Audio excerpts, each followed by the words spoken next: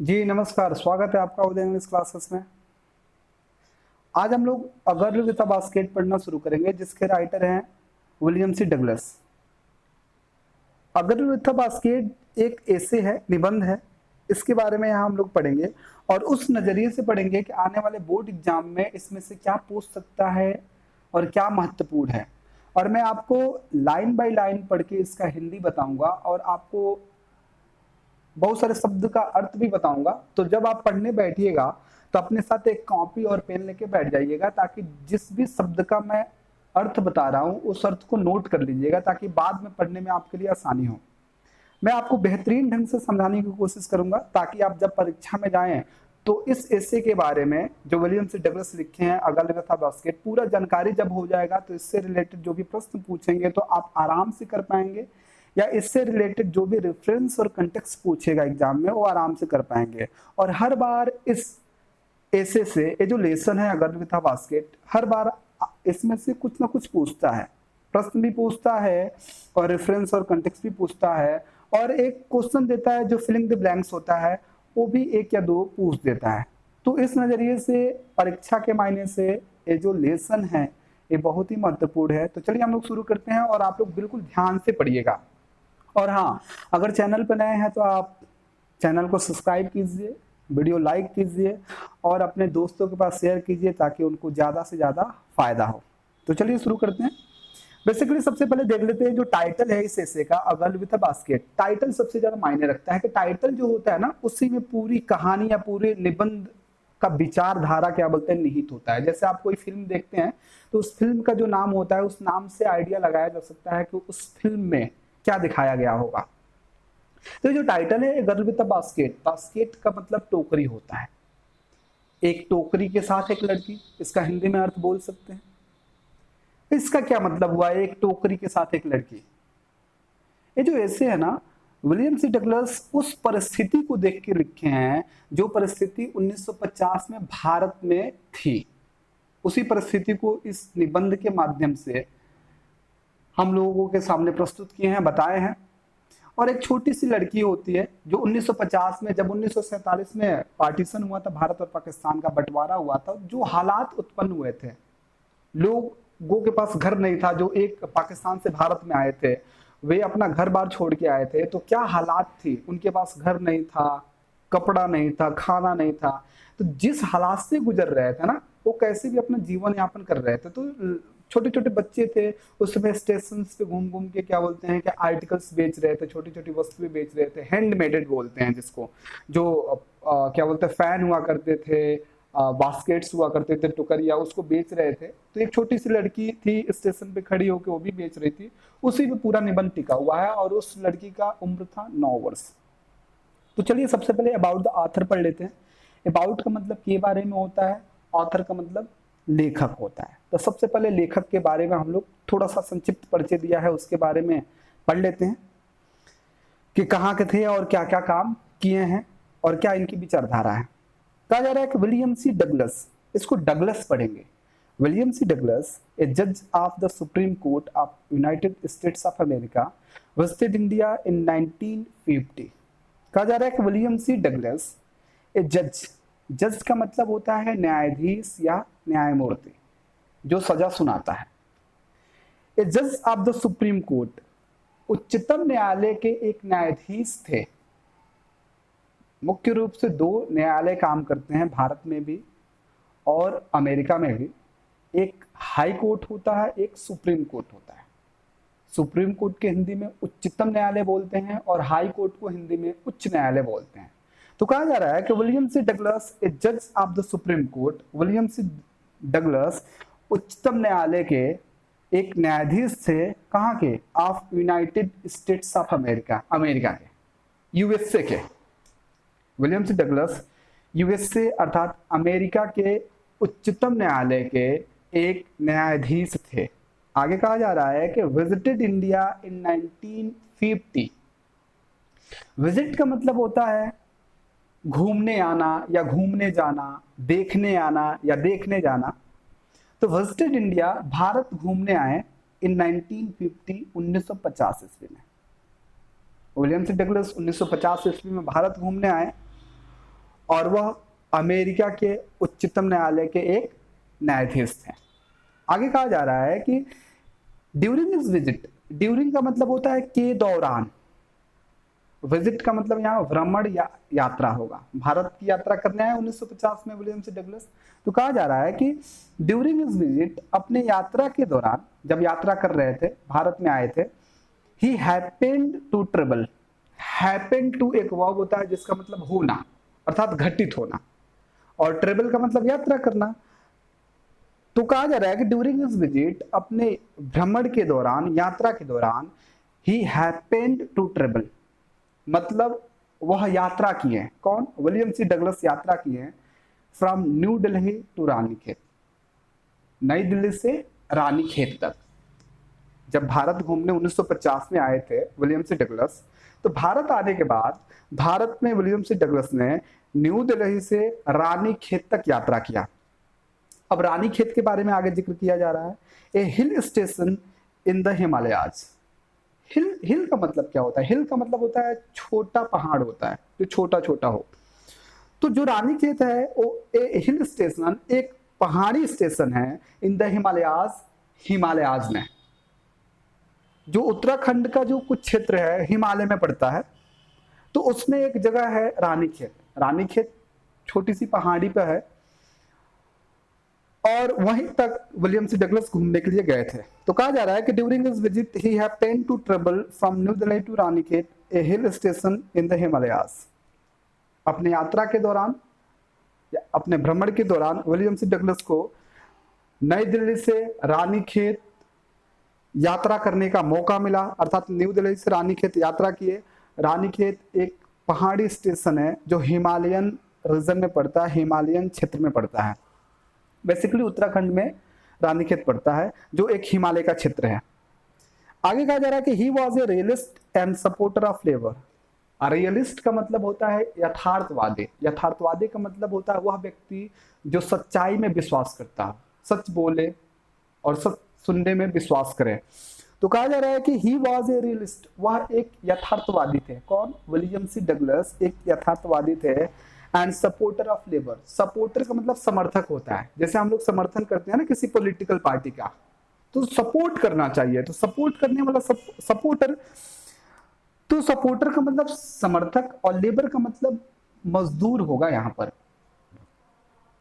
तो he was a realist and supporter of labour, वह अर्थात विलियम सी डगलस एक यथार्थवादी और मजदूर के समर्थक थे। आगे कहा जा रहा है कि he also loved self respect and self confidence। Self respect का मतलब होता है आत्मसम्मान, और सेल्फ कॉन्फिडेंस का मतलब होता है आत्मविश्वास। कहा जाता है कि आत्मसम्मान बचा के रखना चाहिए और आत्मविश्वास कभी मरने नहीं देना चाहिए, तब आप अपने जीवन में कभी असफल नहीं होंगे।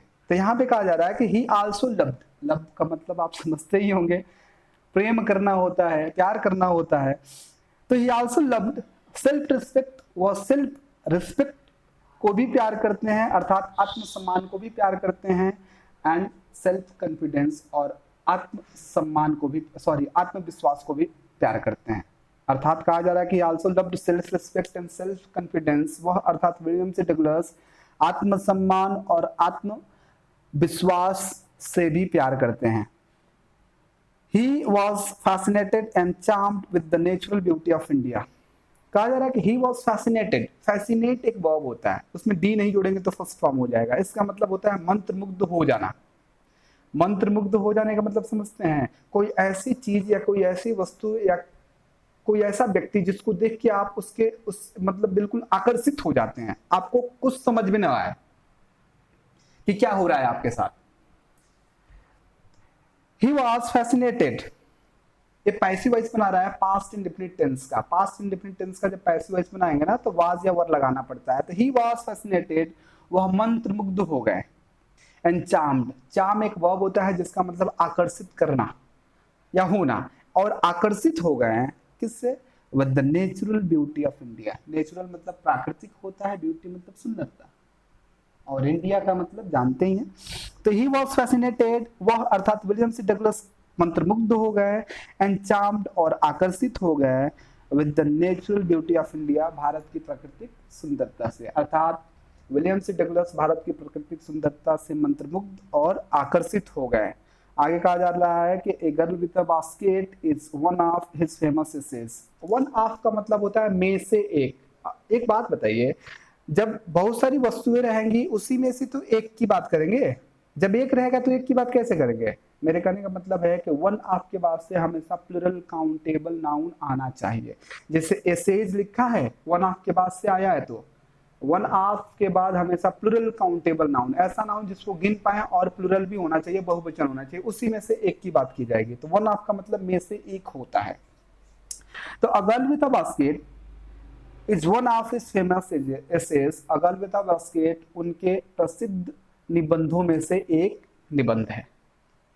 चलिए आगे चलते हैं।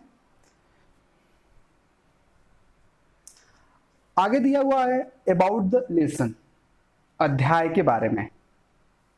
अब अध्याय में क्या दिया हुआ है, उतना बड़ा अध्याय है, उसको बिल्कुल 4 या 5 लाइन में आपके सामने एक डेमो बोला जाता है ना, ट्रेलर बोला जाता है, सबसे बढ़िया ट्रेलर है। एक मूवी देखते हैं आप 2 घंटे या 2.5 घंटे की, उतनी बड़ी मूवी का जो ट्रेलर होता है 5 से 7 मिनट में खत्म हो जाता है। तो अबाउट द लेसन जो दिया है ना, जस्ट लाइक ट्रेलर, मूवी आगे है। तो ट्रेलर देखने के बाद से आप बता सकते हैं कि इस मूवी में क्या क्या दिखाया जा सकता है। तो एक ट्रेलर है और इसको अगर समझ जाते हैं तो लगभग आप पूरी जो आगे बातें बताई गई हैं उसको आप लगभग समझ जाएंगे। और एक तरीके से कहा जाए कि पूरे जो एसेज है, आगे दिया हुआ essay a girl with a basket, पूरा जो ओरिजिनल लिखा गया उसका एक बोल सकते हैं कि समरी है, शॉर्ट समरी है, छोटी सी समरी है। ये बहुत मायने रखता है। अगर आप इसको याद कर लेते हैं, बढ़िया से पढ़ लेते हैं, तो इससे आने वाले कोई भी क्वेश्चन आंसर्स होते हैं या रेफरेंस इन कंटेक्स्ट, उसमें इसका जिक्र कर देंगे कहीं भी तो कोई काट नहीं सकता है। क्वेश्चन आंसर आएंगे तो लगभग मिलता जुलता रहेगा इसी से, और रेफरेंस कंटेक्स्ट आएंगे तो आप एक्सप्लेनेशन में इन सबको डाल सकते हैं, रेफरेंस में डाल सकते हैं, कंटेक्स्ट में डाल सकते हैं। मुख्य रूप से कंटेक्स्ट और एक्सप्लेनेशन में अबाउट द लेसन में जो दिया उसको डाल सकते हैं, कोई काट नहीं सकता है। तो आइए पहले आप समझ लीजिएगा तभी तो याद करेंगे। चलिए समझ लेते हैं। सबसे पहले कहा जा रहा है कि a girl with a basket has been written by William C Douglas who came to India after the partition of the country in 1950। अच्छा, पार्टीशन कब हुआ था? 1947 ईस्वी में, और 1950 ईस्वी में आए। तो 1947 में जब हुआ तो उसके बाद 1950 में विलियम सी डगलस भारत की यात्रा पे आए, लगभग 2.5 साल बाद आए। फिर भी स्थिति सुधरी हुई नहीं थी भारत की, और पाकिस्तान की तो अभी भी नहीं सुधरी है। हम लोग बहुत आगे निकल गए हैं उस समय से अगर तुलना करते हैं तो, लेकिन उतनी आगे नहीं जितनी आगे होना चाहिए। इस बात की मलाल है। कहा जा रहा है आगे कि a girl with a basket जो ऐसे है हैज बीन रिटन। एक बात सुनिए, हम लोग प्रेजेंट परफेक्ट टेंस में हैज हैव का यूज करते हैं, और जब इसका पैसिव वॉइस बनाना होता है ना, पैसिव, तो हैज बीन कर देते हैं। तो कहा जा रहा है कि a girl with a basket, ये जो ऐसे है हैज बीन रिटन बाय, ये लिखा गया है किसके द्वारा? William C Douglas. William C Douglas के द्वारा लिखा गया है। Who came to India after the partition. Who लगाया है विलियम सी डगलस के लिए, हु का अर्थ यहाँ जो होगा। हु केम टू इंडिया, कम का मतलब आना, केम मतलब आए, तो हु केम टू इंडिया जो भारत आए। कब? After the partition. आफ्टर का मतलब के बाद में, पार्टीशन का मतलब बंटवारा। जो बंटवारा के बाद भारत आए ऑफ द कंट्री इन 1950, 1950 ईस्वी में। एक बार और देख लीजिए। A girl with a basket has been written by William C Douglas. A girl with a basket William C Douglas के द्वारा लिखा गया है। हु केम टू इंडिया जो भारत आए after the partition of the country, देश के बंटवारे के बाद, इन 1950, 1950 ईस्वी में। जब देश का बंटवारा हो गया था उसके बाद 1950 ईस्वी में देश का बंटवारा क्या, भारत का बंटवारा जब 1947 में हुआ, उसके लगभग 2.5 साल बाद 1950 में विलियम सी डगलस भारत आए थे घूमने के लिए। आगे कहा जा रहा है कि at that time India was full of refugees who were driven away by the communal fanaticism of Pakistan. Pakistan में अभी भी कम्युनल फैनेटिसिज्म है। कम्युनल फैनेटिसिज्म का मतलब समझते हैं क्या होता है? कम्युनल का मतलब होता है जातीय, और फैनेटिसिज्म का मतलब होता है कट्टरपन, वहां अभी भी जातीय कट्टरपन चलता है ज्यादातर। तो खैर उससे हमें क्या मतलब है, हम लोग अपने कंट्री को आगे लेके जाएं, बेहतर बनाएं, यहाँ पे जो थोड़ी बहुत कम्युनल फेनेटिज्म बचा हुआ है उसको हम लोग दूर करें तो बेहतर होगा। कहा जा रहा है कि एट द टाइम, एट का मतलब यहाँ पर होगा, डैट का मतलब वह होता है और उस भी होता है, तो डैट का मतलब यहाँ उस होगा और टाइम का मतलब समय होता है। तो एट दैट टाइम, उस समय पर, कौन से समय की जिक्र की जा रही है, 1950 में जब विलियम सी डगलस भारत आए थे उस समय के। तो एट दैट टाइम, उस समय पर,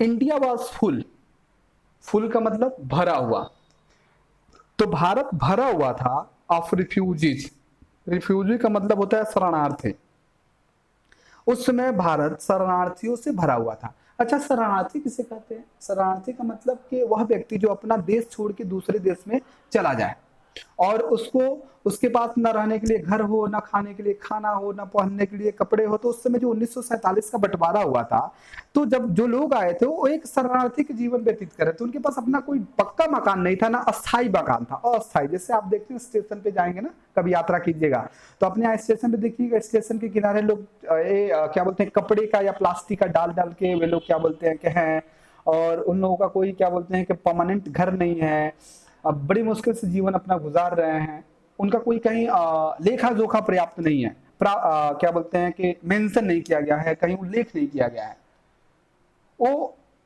मुख्य धारा में नहीं जुड़े हैं। वही हालात थी उस समय जो लोग आए थे पाकिस्तान से भारत में, और बेसी बात है भारत से पाकिस्तान में जो गए होंगे उनकी भी वही हालात होगी। तो कहा जा रहा है कि एट दैट टाइम, उस समय पर, अर्थात 1950 की बात की जा रही है, उस समय पर India was full of refugees, India शरणार्थियों से, अर्थात भारत शरणार्थियों से भरा हुआ था।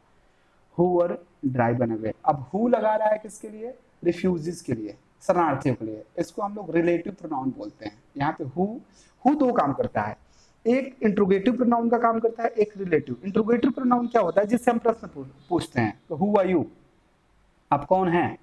तो यहाँ पे who as a interrogative pronoun काम कर रहा है, और यहाँ पे जो हु है, यहाँ प्रश्न नहीं पूछा जा रहा है, यहाँ पे हु रिलेटिव प्रोनाउन का काम कर रहा है। तो कहा जा रहा है कि हु जो शरणार्थियों के लिए लगाया जा रहा है, यहाँ कौन नहीं होगा, जो होगा। Who driven away, drive away एक वर्ब होता है जिसका मतलब होता है दूर भागना। हु ड्राइवन अवे पैसिव बना रहा है, जो लोग दूर भगा दिए गए थे, अर्थात जो लोग दूर भाग गए थे by the communal fanaticism. Communal का मतलब जातीय, फेनेटिज्म का मतलब कट्टरपन। जातीय कट्टरपन के द्वारा जो लोग दूर भाग गए थे, किसके? आप पाकिस्तान के। एक बार और सुन लीजिए, at that time India was full of refugees, उस समय अर्थात 1950 की बात कर रहे हैं, जब विलियम सी डगलस भारत घूमने आए थे, उस समय भारत शरणार्थियों से भरा हुआ था। Who were driven away by the communal fanaticism of Pakistan, और वो जो शरणार्थी थे वो पाकिस्तान के जातीय कट्टरपन के डर से भाग आए थे भारत में।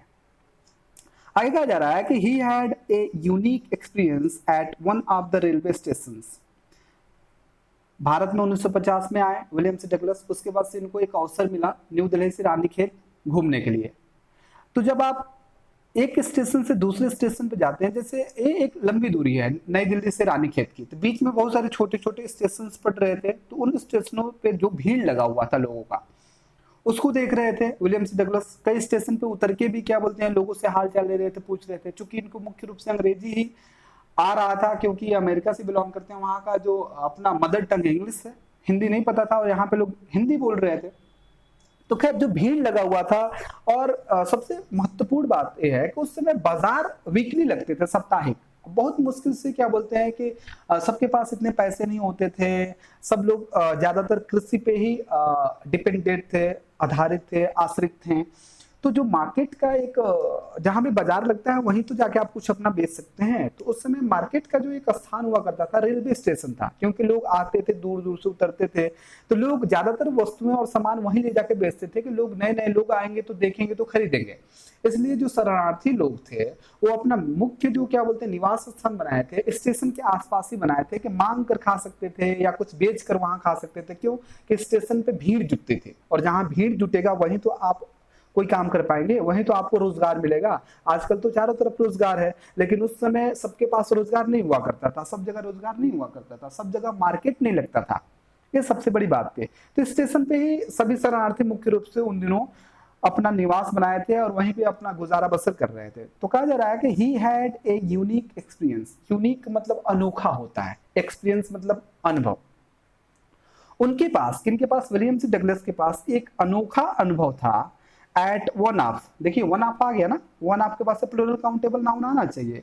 Eight one of the railway station, station आ गया ना, एक रेलवे स्टेशन पर। जब न्यू दिल्ली से रानीखेत जा रहे थे तो बीच में बहुत सारे स्टेशन पड़े, उनमें से एक स्टेशन पर विलियम सी डगलस के पास एक अनोखा अनुभव हुआ, बहुत ही विचित्र अनुभव इनको हुआ। कह रहे हैं कि many refugee children were selling small articles like baskets and fans. कह रहे हैं कि मेनी जब लगाते हैं ना, तो मेनी के बाद से हमेशा प्लूरल काउंटेबल नाउन आना चाहिए, ऐसा नाउन जिसको गिन पाए और गिनने के बाद से वो प्लूरल भी होना चाहिए। मेनी का मतलब कई होता है। तो मेनी रिफ्यूजी चिल्ड्रेन, देखिए चिल्ड्रेन लिखा है ना, चिल्ड्रेन का सिंगुलर चाइल्ड होता है, प्लूरल लिखा है चिल्ड्रेन। मेनी रिफ्यूजी चिल्ड्रेन, अनेक या कई शरणार्थी बच्चे, वर सेलिंग बेच रहे थे, स्मॉल आर्टिकल्स, स्मॉल का मतलब छोटा और आर्टिकल का मतलब सामान होगा, सामान या वस्तु होता है, तो यहाँ सामान होगा। मेनी रिफ्यूजी चिल्ड्रेन वर सेलिंग स्मॉल आर्टिकल्स, कई शरणार्थी बच्चे छोटे छोटे सामान या छोटी छोटी वस्तुएं बेच रहे थे। लाइक यहाँ एज अ प्रीपोजिशन यूज हुआ है, लाइक एक वर्ब के जैसे भी यूज होता है। लाइक का मतलब पसंद करना, वह तो वहां क्रिया होगा, लेकिन लाइक का मतलब यहाँ के जैसे होगा। तो कहा जा रहा है कि छोटी छोटी वस्तुएं बेच रहे थे, लाइक जैसे बास्केट्स, टुकरिया एंड फैंस और पंखे। कहा जा रहा है कि many refugee children were selling small articles like baskets and fans, कई शरणार्थी बच्चे छोटे छोटे वस्तुएं बेच रहे थे जैसे टुकरिया और पंखे। He was impressed with a little girl of 9 years. अब कहा जा रहा है कि he was impressed. Impress एक वर्ब होता है जिसका मतलब होता है प्रभावित करना, और यहाँ पैसिव वॉइस बनाया गया है, he लगाया है विलियम सी डगलस के लिए, तो he was impressed, वह प्रभावित हो गया। With a little girl, a little का मतलब होता है कुछ या थोड़ा, यहाँ छोटा से संबंध रख रहा है। He was impressed with a little girl, वह एक छोटी सी बच्ची से प्रभावित हो गए, अर्थात विलियम सी डगलस एक छोटी सी बच्ची से प्रभावित हो गए। आप 9 years 9 वर्ष की, अर्थात एक छोटी सी बच्ची थी 9 वर्ष की, उससे प्रभावित हो गए। एक स्टेशन की बात है, जब वे न्यू दिल्ली से रानीखेत यात्रा कर रहे थे। तो आगे कहा जा रहा है कि this essay is the recollection of his valuable experiences. Recollection मतलब याद होता है या स्मरण होता है, वैल्यूएबल का मतलब मूल्यवान या कीमती, और एक्सपीरियंस मतलब अनुभव होता है। कहा जा रहा है कि this essay is the recollection, यह जो निबंध है ना, कौन, अ गर्ल विथ अ बास्केट, यह एक याद है या स्मरण है ऑफ हिज वैल्यूएबल एक्सपीरियंसेस, उनके मूल्यवान अनुभवों का। जो न्यू दिल्ली से रानीखेत यात्रा कर रहे थे विलियम सी डगलस, और जो अनुभव किए हैं, उनका जो कीमती अनुभव है, उन अनुभवों में से एक याद है, एक स्मरण है, जो हम लोगों को यहाँ पे सिलेबस में ऐड कर दिया गया है पढ़ने के लिए। समझ रहे हैं? तो आज के लिए इतना ही रहने देते हैं, बाकी हम लोग आगे और नेक्स्ट वीडियो में धीरे धीरे करके सारी चीजें पढ़ लेंगे हम लोग, और फिर लास्ट में हम लोग देखेंगे सबसे इम्पोर्टेंट के इस बार की परीक्षा में कौन सबसे ज्यादा इम्पोर्टेंट प्रश्न है, कौन सबसे ज्यादा इम्पोर्टेंट रेफरेंस और कंटेक्स्ट है। और आप प्लीज अगर वीडियो लाइक नहीं किए तो लाइक कीजिए, अगर चैनल सब्सक्राइब नहीं किए हैं तो चैनल सब्सक्राइब कीजिए, और अपने दोस्तों के पास भी इसको शेयर कर दीजिए ताकि उसको भी बेनिफिट हो।